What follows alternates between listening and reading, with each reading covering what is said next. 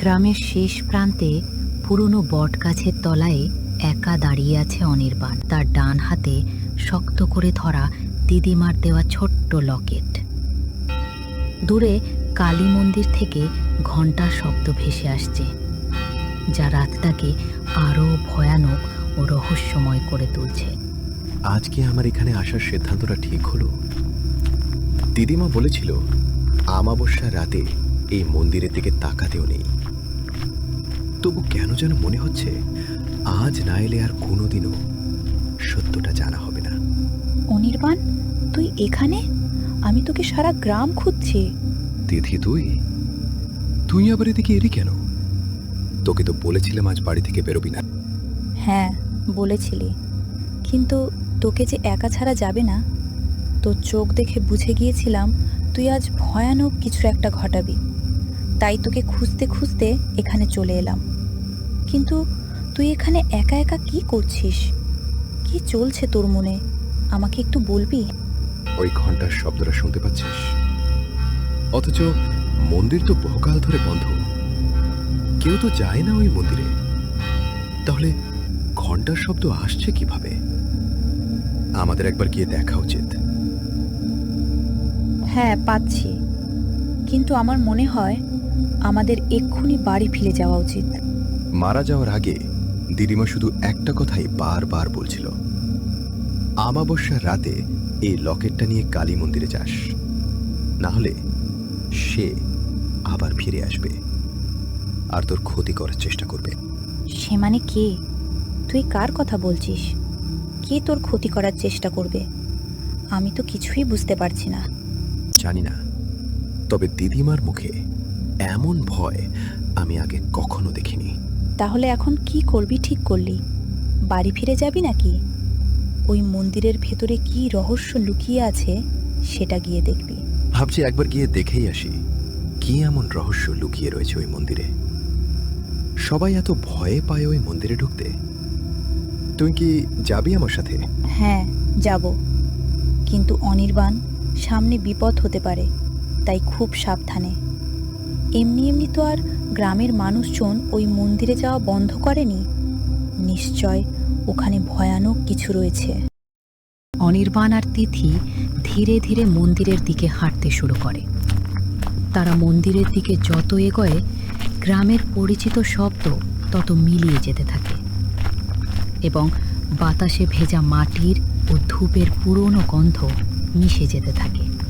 আচ্ছা, তোর দিদিমা কি কখনো তোকে ওই মন্দিরের রহস্য সম্পর্কে কোনো কথা বলেছিল? হ্যাঁ, ছোটবেলায় বলেছিল। ওই মন্দিরে নাকি আগে রাত্রি পুজো হতো, তারপর এক অমাবস্যায় সবকিছু রহস্যময়ভাবে বন্ধ হয়ে যায়। কেন?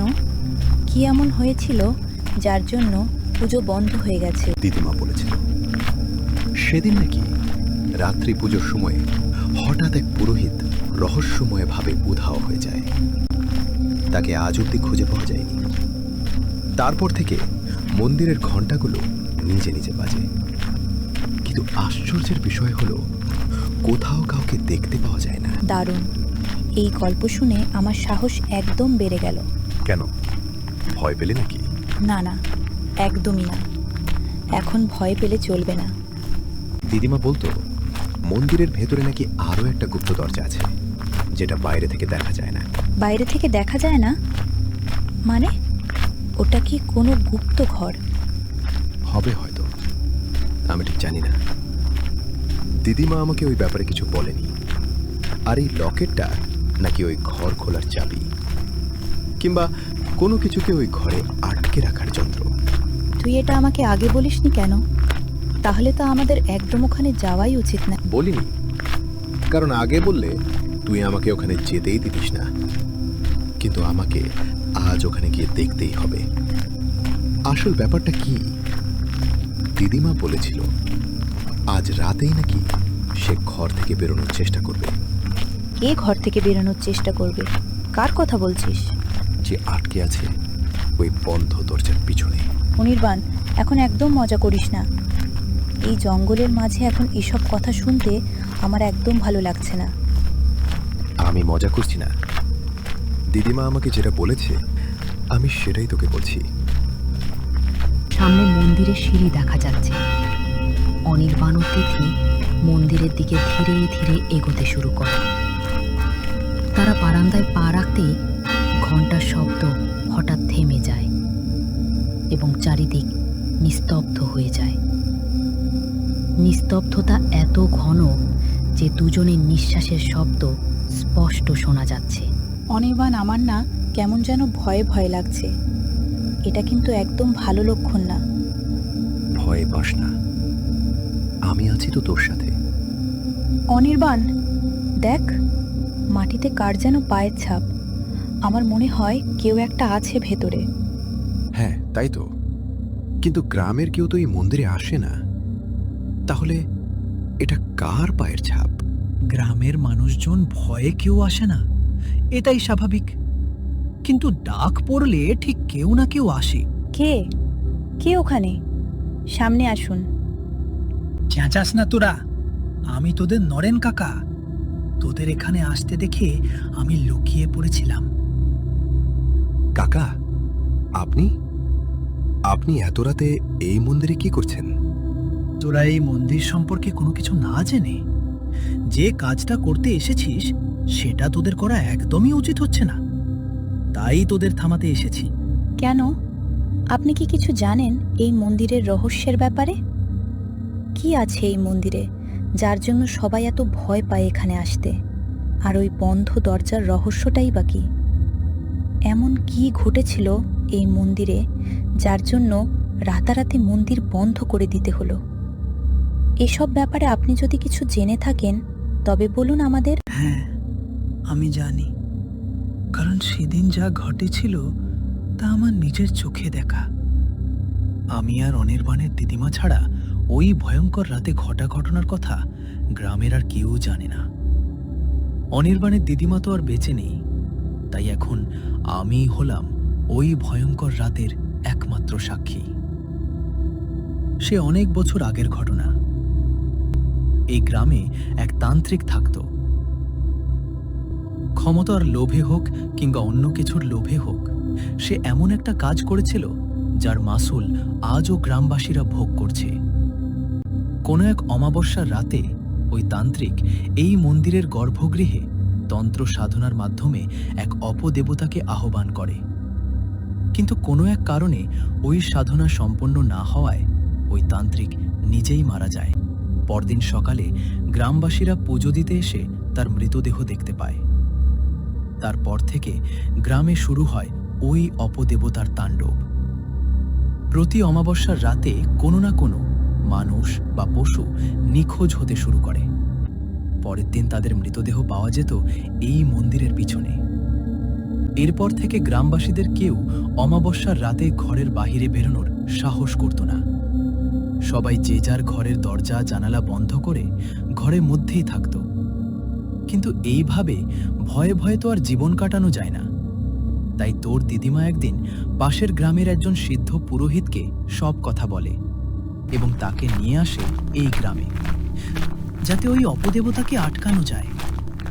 ওই পুরোহিত বলেন, ওই অপদেবতা খুব শক্তিশালী। ওকে পুরোপুরি শেষ করা যাবে না, কিন্তু ওকে আটকানো যাবে। কাল অমাবস্যা, কালকেই আমাদের এই কাজ সম্পন্ন করতে হবে।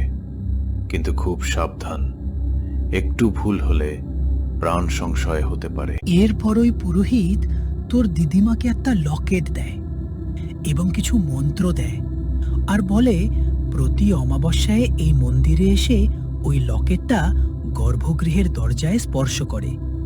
তার দেওয়া মন্ত্র পাঠ করতে যদি কোনো অমাবস্যায় এই কাজ না করা হয় তবে ওই অপদেবতা আবার মুক্ত হয়ে যাবে এবং সে আরো ভয়ঙ্কর রূপ ধারণ করবে। পুরোহিতের কথা মতো পরের দিন তোর দিদিমা আর আমি মিলে সমস্ত কিছু জোগাড় করে রেখেছিলাম। এরপর রাত হয়। পুরোহিতের কথা মতো তোর দিদিমা, আমি আর পুরোহিত তিনজন ওই মন্দিরের গর্ভগৃহে প্রবেশ করি। প্রবেশ করতেই আমরা অনুভব করি জায়গাটা স্বাভাবিকের থেকেও বেশি ঠান্ডা। এরপর পুরোহিত নিজের যজ্ঞ শুরু করে এবং জোরে জোরে মন্ত্র পাঠ করতে থাকে। যজ্ঞ প্রায় শেষের মুখে তখন ঘটে যায় এক ভয়ানক ঘটনা। কোনো এক অদৃশ্য শক্তি এসে পুরোহিতকে টেনে নিয়ে চলে যায় ওই গর্ভগৃহে থাকা এক ঘরে, এবং দরজাটা বন্ধ হয়ে যায়। তোর দিদিমা আর আমি ভীষণ ভয় পেয়ে যাই সেই সময়। কিন্তু তোর দিদিমা সাহস করে এগিয়ে যায় ওই দরজার দিকে এবং পুরোহিত দেওয়া লকেটটা দরজায় স্পর্শ করে মন্ত্র পড়তে শুরু করে। হঠাৎ সবকিছু শান্ত হয়ে যায়। তারপর থেকে তোর দিদিমা প্রতি অমাবস্যায় এই মন্দিরে এসে ওই লকেটটা দরজায় স্পর্শ করে ওই মন্ত্র পাঠ করত, যাতে ওই অপদেবতা বাহিরে বেরিয়ে না আসতে পারে। তোর দিদিমা যতদিন বেঁচেছে ছিল ততদিন সে এই কাজ করত। আজ আমাবস্যা বাঁধন দুর্বল হবে। তোর হাতে যে লকেটটা আছে সেটাই শেষ সম্বল ওই অপদেবতাকে গর্ভগৃহে বেঁধে রাখার। তাহলে আমাদের এখন কি করতে হবে? এখন আমাদের ওই গর্ভগৃহে গিয়ে বন্ধ থাকা দরজায় এই লকেটটা স্পর্শ করে তোর দিদিমাকে দেয়া পুরোহিতের মন্ত্র পাঠ করতে হবে। কিন্তু কাকা, আমি তো ওই মন্ত্র জানি না। চিন্তা করিস না, তোর দিদিমা ওই মন্ত্র একটা কাগজে লিখে রেখে গেছে আমার কাছে, ঠিক সময়ে তোকে দেওয়ার জন্য। এখন তাড়াতাড়ি চলো, বেশি দেরি করিস না, সময়ে বয়ে যাচ্ছে, অমাবস্যা শুরু হয়ে গেছে। এরপর অনির্বাণ, তিথি ও নরেন কাকা তিনজনই সেই গর্ভগৃহে এসে পৌঁছায়। পৌঁছে তারা দেখতে পায় একটা বন্ধ লোহার দরজা। হঠাৎ চারিদিক কেমন যেন ভারী হয়ে আসে। ঠিক তখনই একটা ভারী কণ্ঠস্বর ভেসে আসে ওই দরজার পিছন থেকে। অনির্বাণ, ওই লকেটটা নামিয়ে রাখ মাটিতে, আর এগিয়ে সে দরজাটা খুলে দে। অনেকদিন অপেক্ষা করছি তোর জন্য। কাকা শুনলে, ও আমার নাম জানে, কিন্তু ও কি করে আমার নাম জানলো? ও সবার নাম জানে। ও কিন্তু তোকে বিভ্রান্ত করার চেষ্টা করবে। ওর কোনো কথায় উত্তর দিবি না। ঠিক তখনই আবার সেই ভারী ও ভয়ানক কণ্ঠস্বর ভেসে আসে। অনির্বাণ, আমাকে এখান থেকে বের কর। এই নরেন আমাকে এখানে বহু বছর ধরে আটকে রেখেছে। আমি সেই পুরোহিত যাকে তোর দিদিমা এখানে এনেছিল, ওই অপদেবতাকে এই ঘরে বন্দি করার জন্য। কিন্তু নরেন চায় না আমি ওই অপদেবতাকে বন্দি করি, তাই আমাকে ঝোল চাতুরি করে এই ঘরে আটকে দিয়েছে। আমাকে তাড়াতাড়ি বের কর অনির্বাণ। কাকা, ওইসব কি বলছে? ও নাকি সেই পুরোহিত, আর তুমি নাকি ওকে আটকে রেখেছ? না অনির্বাণ, ওর কোনো কথার উত্তর দিবি না। ও এইভাবেই সবাইকে বিভ্রান্ত করে। সেদিনও করেছিল, কিন্তু তোর দিদিমা ওর এই ফাঁদে পা না দিয়ে ওকে এই ঘরে বন্দি করেছিল। ও সেই একই কাজ আজও করছে। তুই ওর কোনো কথার উত্তর দিস না। অনির্বাণ, লকেটটা দরজাতে স্পর্শ কর তাড়াতাড়ি। আমাদের হাতে কিন্তু বেশি সময় নেই। ঠিক আছে, কিন্তু মন্ত্র? এই নে মন্ত্র, এবার তাড়াতাড়ি পড়ো। অনির্বাণ নরেন কাকার হাত থেকে মন্ত্রের কাগজটা নিয়ে ভালো করে একবার দেখল। কাগজের মধ্যে থাকা কালি ফ্যাকাসে হয়ে গেছে, কিন্তু দিদিমার হাতে লেখা মন্ত্রগুলো এখনো স্পষ্ট।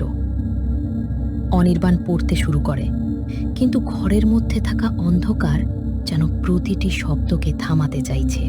যে অন্ধকার রাত্রি নামে জাগে, দেবীর আদেশে সে আবার নীরব হোক। অনির্বাণ, থাম বলছি, না হলে কিন্তু তোরা কেউ বেঁচে ফিরবি না। পুরো গ্রাম ধ্বংস করে দেব। থাম বলছি। অনির্বাণ, একদম ওর কথায় কান দিস না। তুই মন্ত্র পড়তে থাকো। হ্যাঁ অনির্বাণ, ও এতক্ষণ বিভ্রান্ত করছিল, এবার ভয় দেখাচ্ছে। তুই ভয় পাবি না। অনির্বাণ এবার আরও উচ্চস্বরে মন্ত্র পাঠ করতে থাকে। রক্ত নয়, ভয় নয়, জীবিতের শ্বাস নয়, এই মন্ত্রবন্ধনে পথ বন্ধ হোক। যার আহ্বান অন্ধকারে, তার সমাপ্তিও অন্ধকারেই হোক। মায়ের নামে সে আর কখনো জাগ্রত না হোক। অনির্বাণের মন্ত্র পড়া শেষ হলে তিথি ও নরেন কাকা লক্ষ্য করে লকেটটা লাল হয়ে যাচ্ছে। ঠিক তখনই দরজার পিছনে বন্দি থাকা অপদেবতাটি ধোঁয়ার রূপ ধারণ করে বাহিরে বেরিয়ে আসার চেষ্টা করছে। কিন্তু কোনো এক অদৃশ্য শক্তি তাকে ওই ঘরের মধ্যে আটকে থাকতে বাধ্য করছে। ঠিক তখনই আবার সেই ভারী কণ্ঠস্বর শোনা যায়। অনির্বাণ, তুই কাজটা একদম ঠিক করলি না।